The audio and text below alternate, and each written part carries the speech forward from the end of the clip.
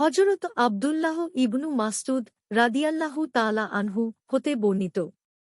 তিনি বলেন, আমরা যখন নবী সাল্লাল্লাহু আলাইহি ওয়াসাল্লামের সাথে নামাজ আদায় করতাম তখন এ দুআ পাঠ করতাম, আসসালামু আলাল্লাহি কবলা ইবাদিহি, আসসালামু আলা জিবরিলা, আসসালামু আলা মিকাইলা, আসসালামু আলা ফুলানিন, অর্থাৎ আল্লাহর ওপর সালাম তাঁর বান্দাদের ওপর পাঠাবার আগে, জিবরিলের ওপর সালাম, মিকাইলের ওপর সালাম। সালাম অমুক অমুকের উপর।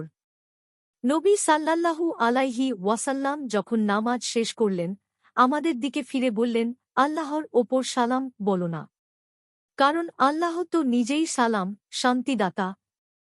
অতএব তোমাদের কেউ নামাজে বসে বলবে, আততাহিয়াতু লিল্লাহি ওয়াসসালাওয়াতু ওয়াত-তৈয়িবাতু, আসসালামু আলাইকা আইয়ুহান নাবিয়্যু ওয়ারহমাতুল্লাহি ওয়াবারকাতুহু, আসসালামু আলাইনা ওয়া আলা ইবাদিল্লাহিস সলিহিন। অর্থাৎ, সব সম্মান, ইবাদাত, উপাসনা ও পবিত্রতা আল্লাহর জন্য। হে নবী, আপনার ওপর আল্লাহর সব নেক বান্দাদের ওপর সালাম। তিনি সাল্লাল্লাহু আলাইহি ওয়াসাল্লাম বললেন, কোন ব্যক্তি এ কথাগুলো বললে এর বারাকাত আকাশ ও মাটির প্রত্যেক নেক বান্দার কাছে পৌঁছবে।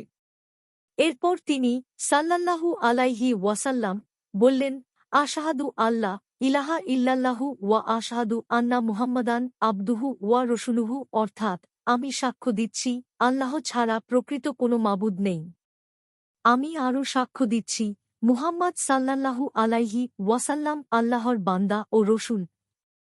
তিনি সাল্লাল্লাহু আলাইহি ওয়াসাল্লাম বললেন, এরপর আল্লাহর বান্দার কাছে যে দুয়া ভালো লাগে সে দুয়া পাঠ করে আল্লাহর মহান দরবারে আকুতি মিনতি জানাবে। বুখারী ৮৩৫ ৬২৩০, মুসলিম ৪০২, আবু দাউদ ৯৬৮, নাসাই ১২৯৮, ইবু মাজাহ ৮৯৯, আহমাদ ৪১০১। মিশকাতুল মাশাবিহ ৯০৯। হাদিসের মান সহিহ।